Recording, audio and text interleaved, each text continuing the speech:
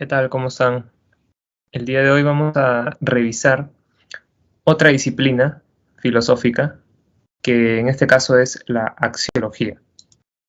Ya sabemos nosotros por semanas anteriores que la axiología es la disciplina filosófica que se encarga del estudio del valor, ¿no?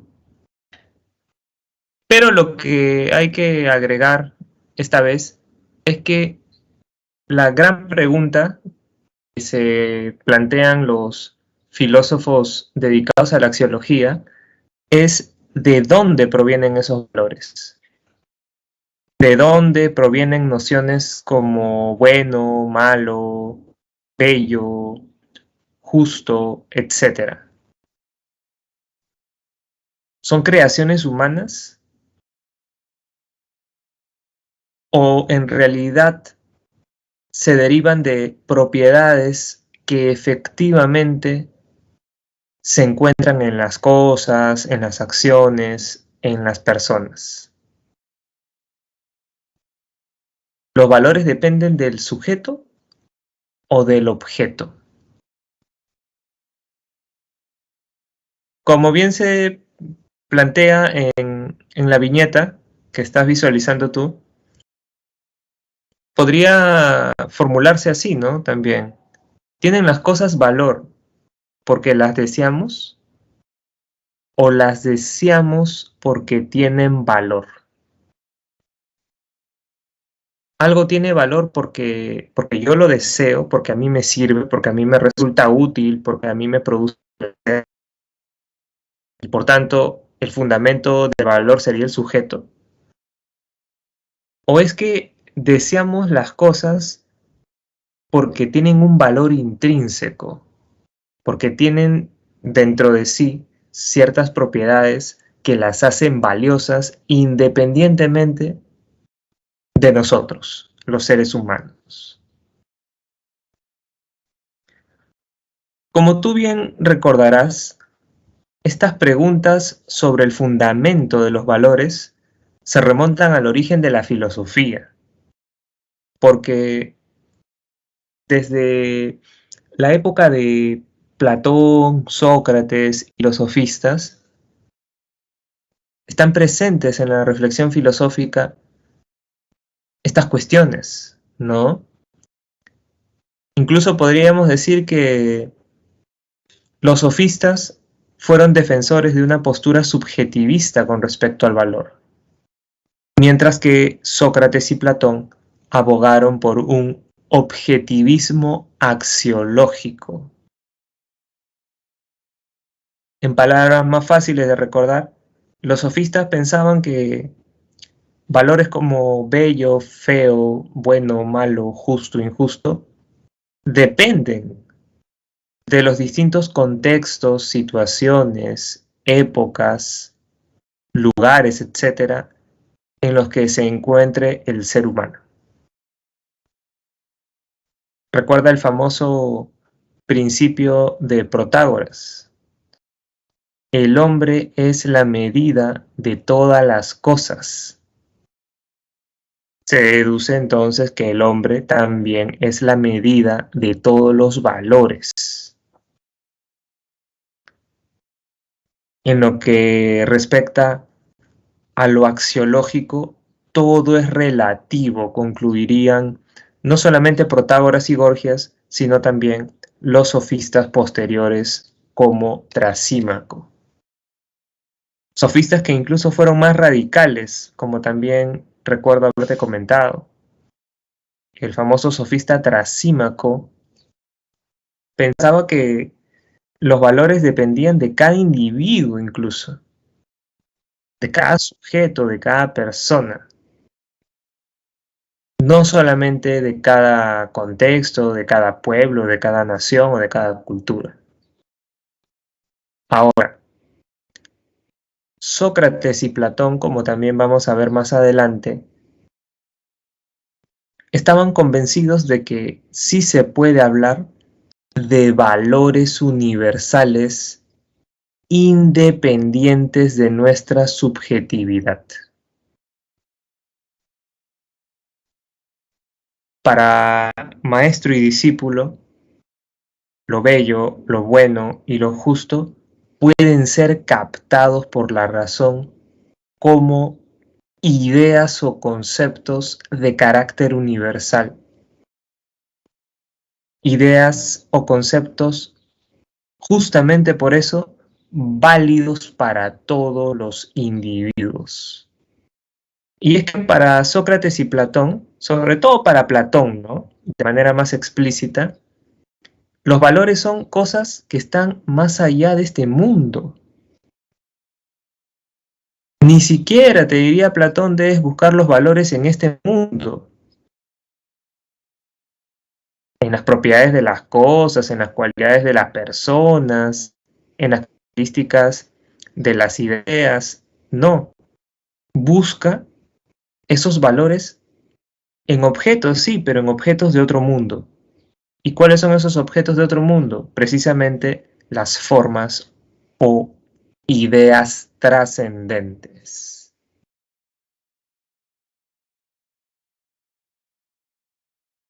Todavía no entremos en detalles con relación a las posturas subjetivista y objetivista frente al origen de los valores. Por ahora prestémosle atención a las características que poseen todos los valores: polaridad, grado y jerarquía. ¿Qué entendemos por polaridad? Entendemos aquella característica del valor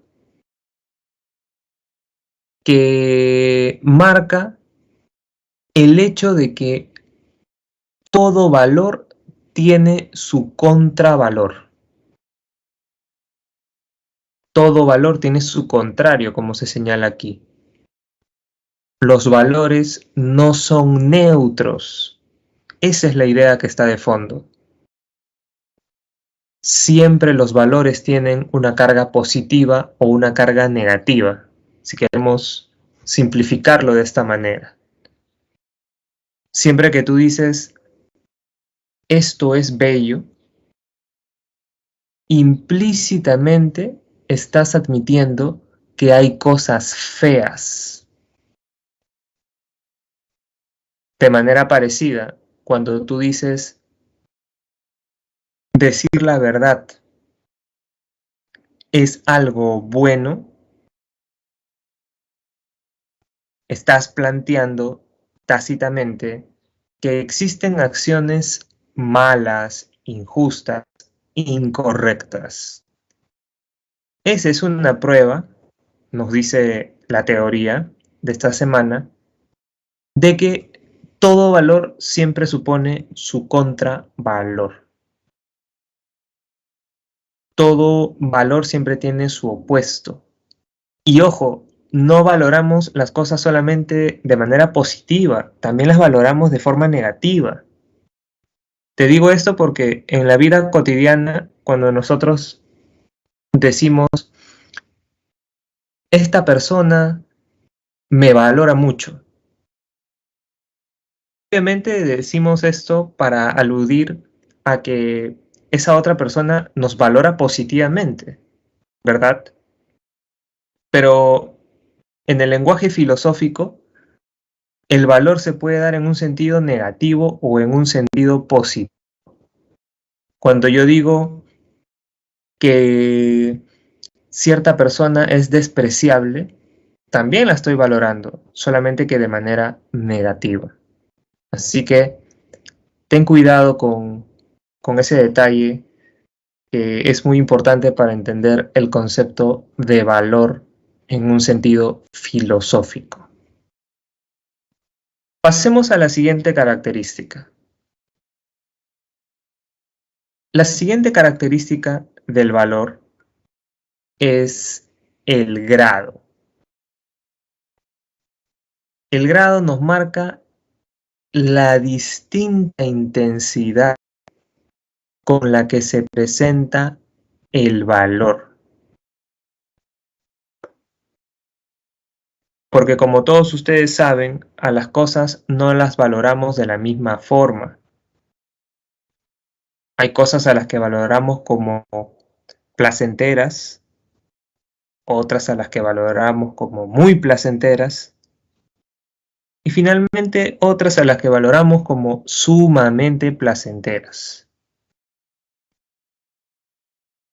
Si pensamos en obras literarias, si de pronto tú gustas de leer obras literarias, podrías decir, para mí, La ciudad y los perros de Mario Vargas Llosa es una obra bella, pero Cien años de soledad de García Márquez me parece muy bella. Comparadas esas dos obras, una es bella y la otra muy bella. Y yo podría decirte, bueno, para mí, Don Quijote de la Mancha de Miguel de Cervantes es superior a las otras dos. Por eso, para mí, no es ni bella ni muy bella, sino sumamente bella. Lo mismo podemos hacer al referirnos al ámbito moral. Acerca de cuestiones morales también establecemos distintos grados, ¿no? La acción de ceder el asiento en el bus, que en algún momento todos hemos realizado, es una acción buena simplemente, ¿no? Tampoco habría que exagerar tanto. Ahora, la acción de arriesgar la vida para salvar a una persona que está atrapada en un incendio, siendo tú un bombero o incluso siendo un vecino o alguien que está pasando por ahí, esa acción ya no solamente es buena, es sumamente buena. Alguien diría incluso es una acción excelsa. Más allá de todos los ejemplos que se pueden plantear, lo fundamental que tú debes recordar es que cuando establecemos grados, nos quedamos dentro de un mismo ámbito axiológico. Puedo establecer grados dentro del ámbito estético y decir bello, muy bello, sumamente bello. O puedo también establecer grados o intensidades dentro del ámbito moral. En ese caso diría bueno, muy bueno, sumamente bueno, o justo, muy justo, sumamente justo. Cuando se habla de grado del valor, no se compara entre distintos tipos de valor. En cambio, cuando se hace una jerarquía axiológica, ahí sí. Cuando se hace una jerarquía axiológica, ahí sí decimos, oye, este valor me parece superior a estos otros valores. Es por esta razón que el concepto de jerarquía en axiología está asociado con lo que nosotros conocemos cotidianamente como tabla de valores. Todos hacemos tablas de valores a lo largo de nuestra vida, en distintas circunstancias, incluso en la vida diaria. A veces preferimos lo saludable frente a lo placentero. Al momento de escoger qué vamos a comer en el almuerzo o qué vamos a comer en la cena, ¿no? Aunque a veces también sucede al revés. Sucede que decimos, no, quiero disfrutar de algo que sea placentero, aunque me resulte inconveniente para mi salud.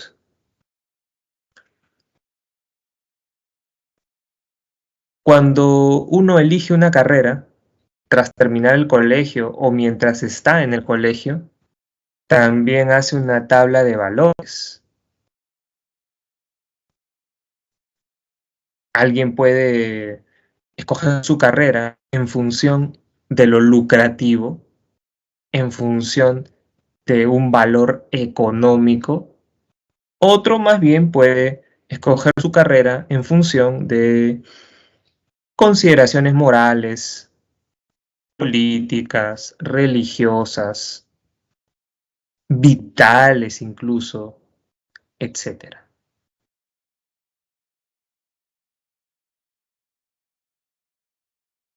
Hasta cuando decides salir con alguien, puedes decidirlo esto en función de lo estético, ¿no?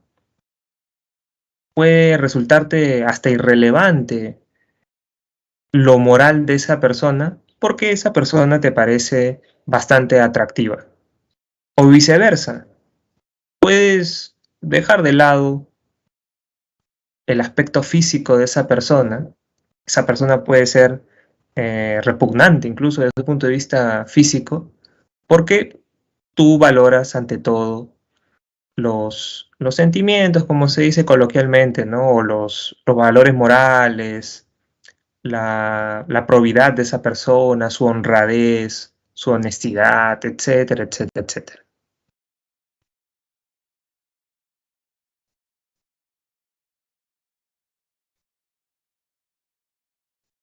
Simplemente para que lo tengas en cuenta, no necesitas memorizarlo. Tienes aquí la clasificación de los valores. Podemos hablar de valores económicos, de valores éticos, de valores estéticos y religiosos, de valores sociales, de valores teóricos y sensoriales y de valores vitales. Justamente dentro de los valores vitales está lo salubre y salubre, por ejemplo. Y muchas veces dentro de los valores sensoriales se considera lo placentero, lo doloroso. Al hablar de valores religiosos, no solamente podríamos considerar lo santo y lo profano, sino también lo divino y lo diabólico de pronto. Y efectivamente realizamos valoraciones religiosas, porque si para mí una cruz es un objeto sagrado, un objeto divino, significa que yo soy un creyente, significa que yo estoy partiendo de mi religiosidad cristiana. En cambio, alguien ateo de pronto diría, eso no es un objeto divino, no es un objeto sagrado, sino que es un objeto más. En todo caso, es un objeto que pertenece a lo que entendemos como cultura cristiana, pero no tiene nada de sagrado. En esa diferencia entre el creyente y el ateo está la prueba, diría alguien, de que valoramos también las cosas desde un punto de vista netamente religioso.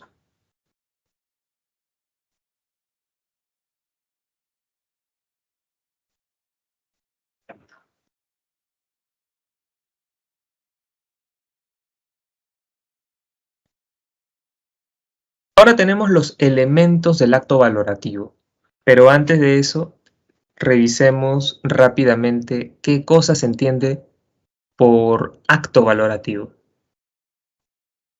Realizamos un acto valorativo cuando aceptamos o rechazamos un objeto, persona, acción o idea.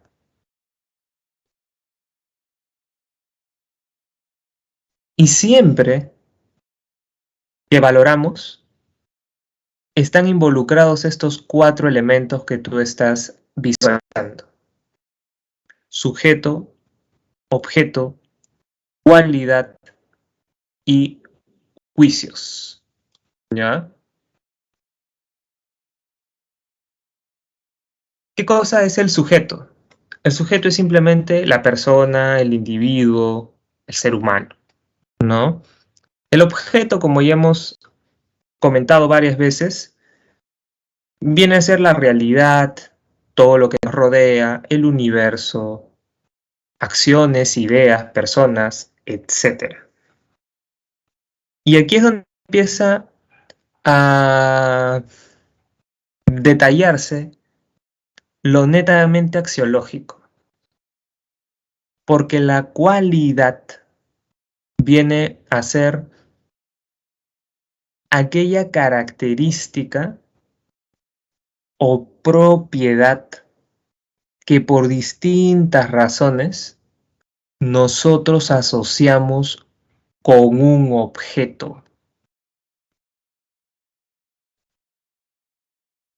Puede ser, por ejemplo, que yo asocie con un paisaje la propiedad o cualidad de la armonía.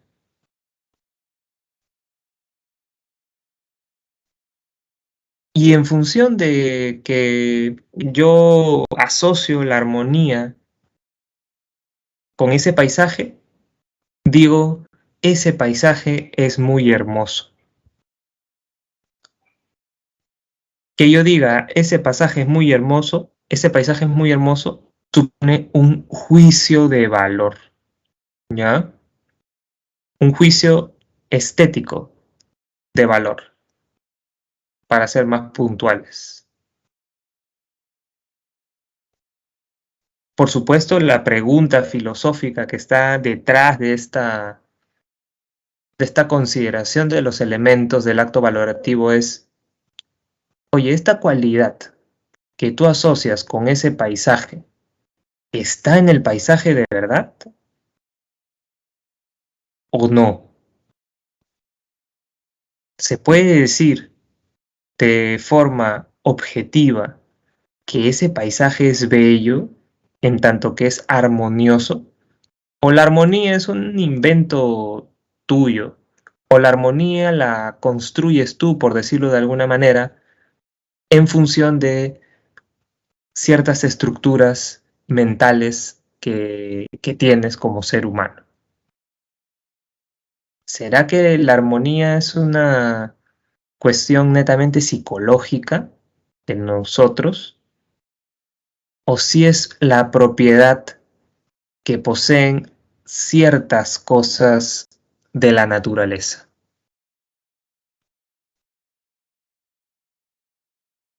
He ahí el debate axiológico fundamental, que como te explicaba hace rato, ha tenido como bandos enfrentados a los subjetivistas y los objetivistas. Por si acaso, no debes olvidar que así como hay juicios de valor, hay juicios de ser. Son absolutamente diferentes, ¿ah? Esa es justamente la idea que debes recoger de esta parte. Los juicios de ser, para decirlo en pocas palabras, son descripciones objetivas que hacemos acerca de la realidad. Son afirmaciones sobre cómo son las cosas en sí mismas. Afirmaciones que no tienen nada que ver con nuestra subjetividad, con nuestra cultura, con nuestras tradiciones, con nuestros prejuicios, con nuestra ideología, etcétera.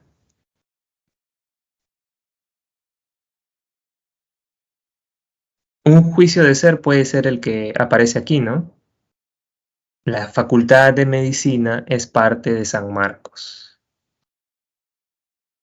Es un juicio de ser porque describe simplemente la realidad, no la valora positiva o negativamente.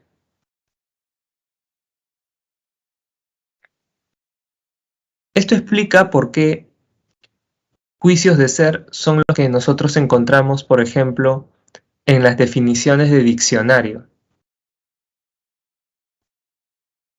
Si en el examen te pusieran la definición de un objeto a la manera de los diccionarios, entonces tú tendrías que marcar que eso es un juicio de ser.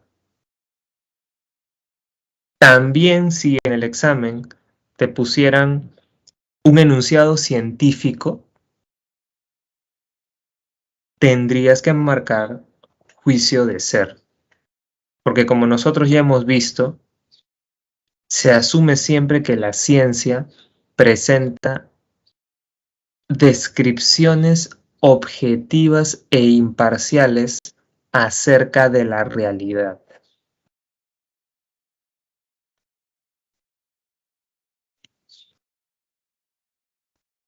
Los juicios de valor, también conocidos como juicios axiológicos, obviamente son todos aquellos que califican acciones, personas y cosas. Un ejemplo, la Facultad de Medicina es la mejor de San Marcos. En este caso estábamos haciendo una valoración positiva, ¿no? No estamos describiendo la realidad de forma imparcial.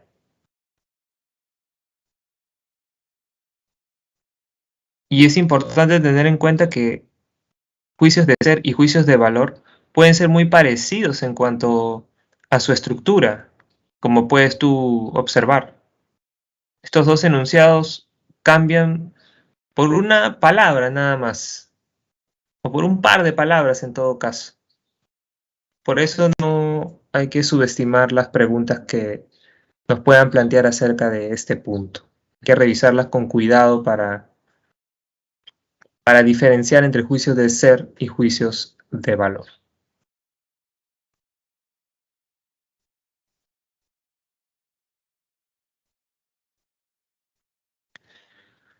Ahora sí entramos a una parte con más contenido. Me refiero a la parte que se dedica a la fundamentación de los juicios de valor. No te olvides que la pregunta que está de fondo en esta cuestión central para la axiología es si los valores son subjetivos u objetivos. ¿Los valores se originan en nosotros, los seres humanos? ¿O se originan en ciertas cualidades que poseen los objetos y por las cuales estos son valiosos intrínsecamente? Dentro del subjetivismo tenemos varios filósofos y varias corrientes filosóficas.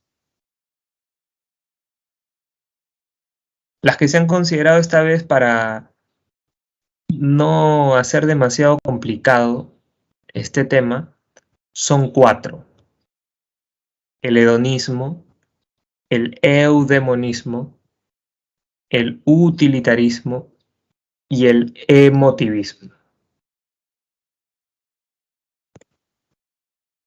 Tú ya sabes que hedonismo proviene del griego hedone, y hedone significa placer.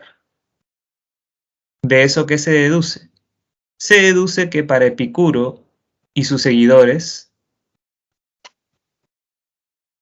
el fundamento de los valores se encuentra en el placer o dolor que las cosas nos producen. Es el placer o dolor humano el que determina qué cosa es lo bello, lo feo, lo bueno, lo malo, lo justo y lo injusto. Así de simple. Ahora, hay que hacer aquí una aclaración para no quedarnos con una interpretación defectuosa de la filosofía de Epicuro de Samos. Con esto que te acabo de señalar, Epicuro nos está diciendo que debamos dedicarnos a vivir de forma disipada, desordenada y con muchos excesos. Porque en verdad Epicuro hizo una especie de jerarquía de placeres.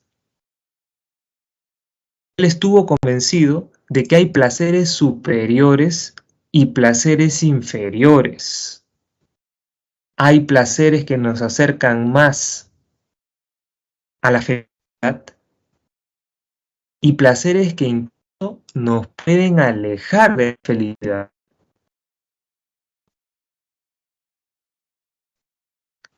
No es malo que disfrutes de los placeres materiales,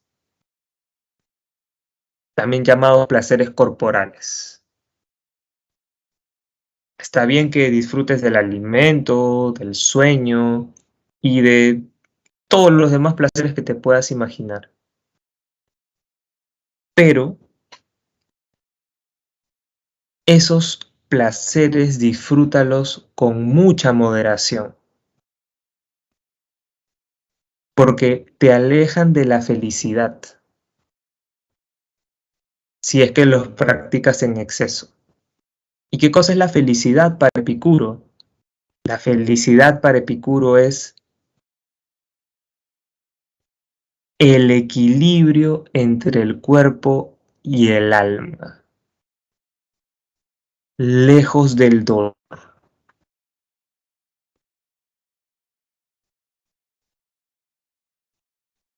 Epicuro consideró que nuestra parte esencial es la razón y por ende es necesario que busquemos placeres intelectuales ante todo. Esos son los placeres superiores,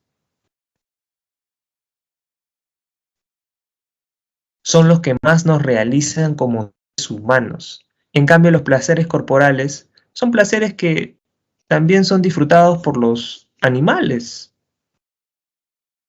No son en realidad los placeres propios del género humano.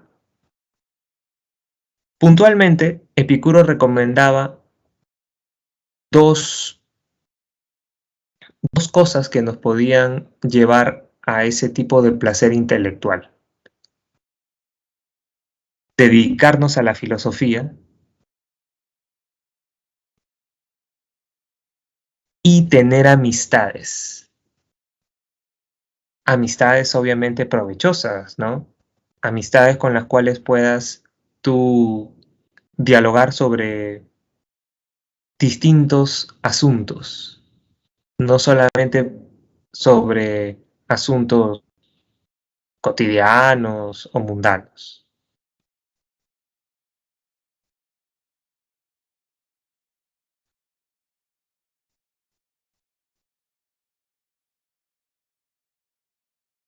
Aristóteles, como representante del eudemonismo,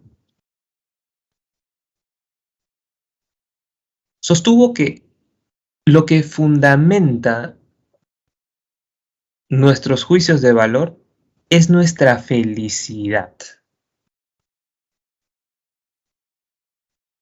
Lo bello, lo feo, lo bueno, lo malo, lo justo y lo injusto, etcétera, dependen de la felicidad nuestra. No son realidades independientes de nosotros. Alguien podría decir, profesor, pero eso es lo mismo que decía Epicuro. ¿Cuál es la diferencia? Hay varias diferencias. Una, que de pronto ya se te ha venido a la mente, es que Aristóteles nunca habla de placer.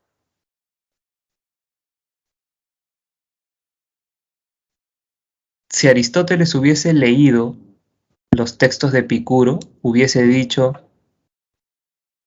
el gran error de Epicuro ha sido pensar que placer y felicidad son sinónimos, cuando en verdad son completamente diferentes. El placer, dice Aristóteles en su Ética a Nicómaco, es algo que sobre todo se relaciona con el ámbito corporal del ser humano. En cambio, la felicidad es una realización del alma humana. ¿Cómo la vida intelectual va a reducirse al placer? No, dice Aristóteles, la vida intelectual te prodiga felicidad. Placer es algo que uno encuentra pues al momento de comer de pronto. He ahí una de las diferencias importantes. Otra diferencia entre Aristóteles y Epicuro es que, como tú recordarás, Aristóteles sí enfatiza en la posibilidad de que los seres humanos alcancemos una felicidad a través de la vida política. Como buen ciudadano, como buen magistrado, como buen gobernante, uno también alcanza la eudaimonía, es decir, la felicidad. Porque también la vida política nos realiza intelectualmente. Además, en tanto que somos racionales por naturaleza, somos políticos por naturaleza. No te olvides de eso. Somos animales políticos desde el punto de vista aristotélico. Necesitamos de vivir en comunidad para realizarnos. Epicuro no estaba de acuerdo con eso. Epicuro, para decirlo de alguna forma, fue un desencantado de la política. Fue alguien que se encontraba bastante decepcionado de la idea de que los seres humanos se organicen políticamente para lograr la felicidad, el bien común, la libertad, el orden. Y en gran medida, la razón de esta actitud escéptica frente a la política de Epicuro está en que él vivió una etapa de decadencia de la sociedad griega. Aristóteles también, pero tuvo contacto a su vez con una etapa más esplendorosa del mundo griego. Epicuro no. Epicuro empieza a desarrollar su filosofía cuando Filipo y Alejandro Magno están apoderándose de todas las ciudades griegas, incluyendo a Atenas. En ese marco, Epicuro se va a decepcionar, pues, de la política y va a decirnos simplemente que debemos buscar la felicidad particularmente.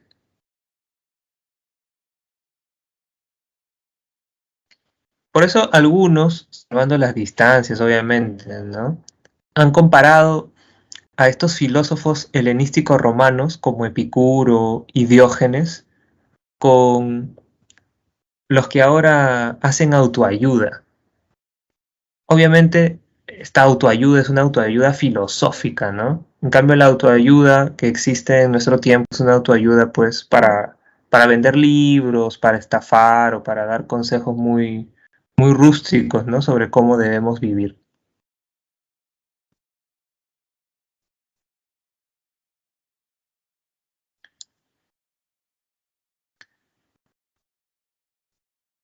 En tercer lugar, como parte del subjetivismo axiológico, está John Stuart Mill. John Stuart Mill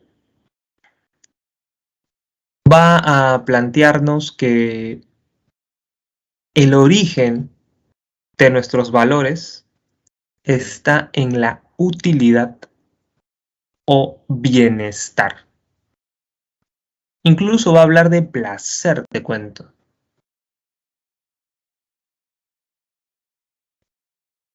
Algo es bueno para nosotros, resumiría Mill, si es que nos genera utilidad, bienestar o placer. En cambio, es malo si es que nos produce dolor, fastidio, o si resulta inservible o inútil. Otra vez puede generarte dudas esto, ¿no? Porque quizá estás pensando, ¿cuál es la diferencia entonces entre John Stuart Mill y Epicuro? Y ahora sí, ambos hablan de placer. La diferencia entre Mill y Epicuro es parecida a la que vimos hace un rato entre Epicuro y Aristóteles. Mill, como puedes ver aquí, sí enfatiza en la importancia de la política. En cambio, Epicuro es básicamente ética, desarrolla Epicuro esta disciplina filosófica que nosotros conocemos como ética, no una filosofía política Epicuro. John Stuart Mill, por el contrario, desarrolla una ética y al mismo tiempo una filosofía política. Es más, para John Stuart Mill son más valiosas aquellas acciones que repercuten positivamente en una mayor cantidad de personas.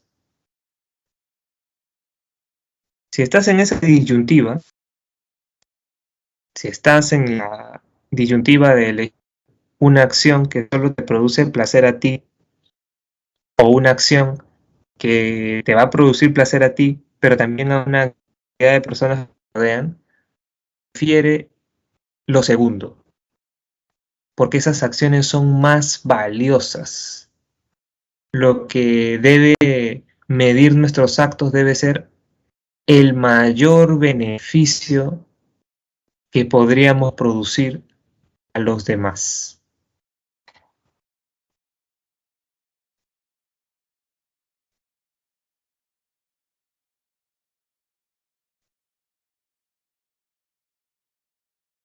Finalmente, tenemos a Alfred Ayer como representante del emotivismo. El nombre lo dice, Alfred Ayer no va a destacar lo útil, lo beneficioso, lo placentero, lo feliz, sino lo emotivo. En todo caso, va a destacar lo feliz, fíjate, pero como una emoción. Lo feliz, si quieres, alegría. Es la alegría que nos produce realizar determinada acción lo que va a hacernos valorar de una u otra manera esa acción. Si a mí algo me resulta, si a mí algo me hace sentirme alegre, entonces lo voy a valorar positivamente. Más bien, si me produce la emoción de la tristeza, voy a valorarlo negativamente.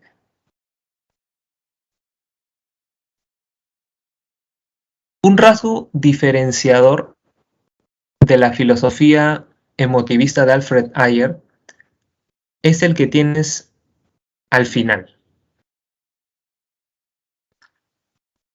Para Alfred Ayer, los seres humanos tenemos como condición natural la necesidad de persuadir a los demás para que sientan lo mismo que nosotros y para que valoren de la misma forma que nosotros.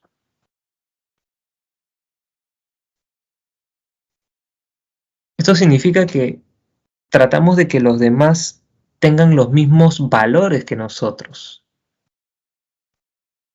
Pretendemos que todos se emocionen con alegría frente a las cosas que a nosotros nos emocionan con la alegría.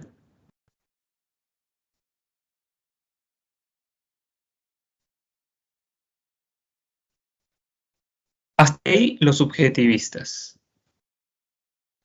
Alfred Tyler, John Stuart Mill, Aristóteles y Epicuro de Samos. Tienen semejanzas entre sí, como tú mismo has visto, pero también tienen diferencias que tú debes recordar muy bien para que puedas responder correctamente las preguntas que te puedan venir en tu examen sobre este punto.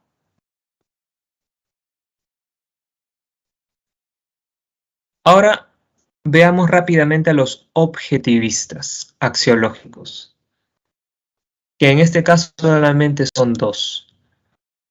Herbert Spencer, filósofo naturalista, y Platón, filósofo adscrito al idealismo objetivo.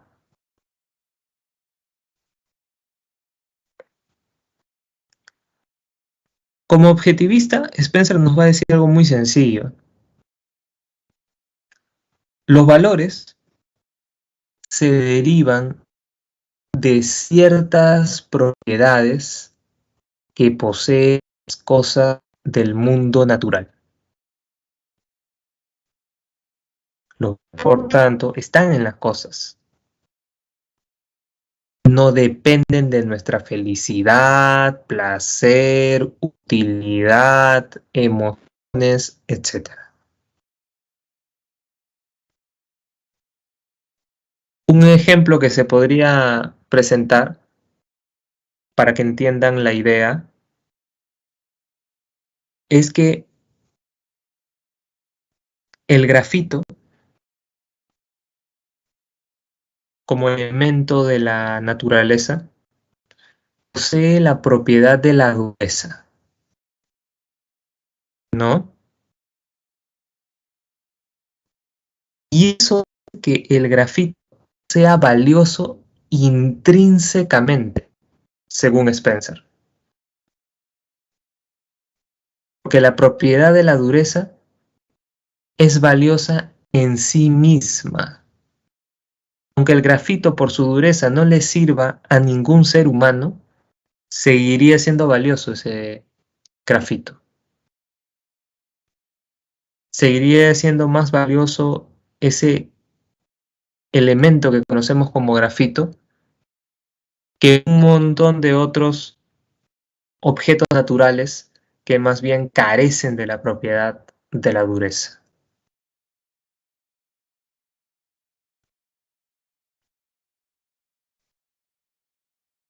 Platón, pese a que también fue objetivista, va a decir algo bastante diferente a lo formulado por Spencer. Platón va a decir, en realidad los valores no están en el mundo natural. Los valores no son objetos de este mundo, como señaló Spencer, sino que los valores son objetos, sí, pero de otro mundo. Los valores son las ideas trascendentes, eternas o inmutables de las que tanto nos habló este filósofo griego. De esta manera, él diría que si nosotros queremos comprender la belleza, si nosotros queremos entender qué cosa es el valor de lo bello, No debemos dirigir nuestra atención a las cosas bellas del mundo, sino a la belleza que está en otra dimensión, en otro mundo, en otra realidad. Te recomendaría, Platón, que a través de captes la esencia de lo bello. Entonces, fijarte en ese mundo de ideas y extraer el concepto universal de belleza, que es independiente de ti. Así entenderás lo bello y podrás ser, por ejemplo, un gran artista. De manera similar, si tú te dedicas a la política y quieres gobernar con justicia a los ciudadanos, no debes pensar pues que la justicia es una creación humana, ni tampoco debes pensar que la justicia está en las cosas del mundo, sino que debes asumir que la justicia es una idea o forma más allá de este mundo. Tienes que extraer el concepto universal y general de justicia para poder ser una persona justa y para poder gobernar también con suma justicia.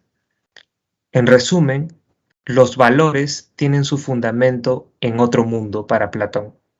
Pero de que son objetos los valores, son objetos.